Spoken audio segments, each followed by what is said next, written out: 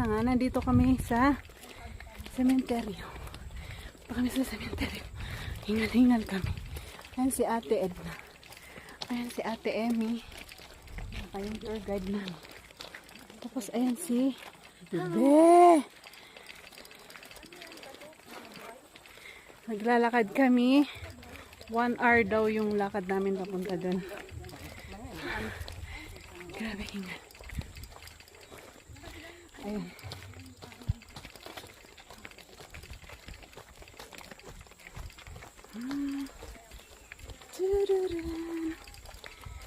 Diba?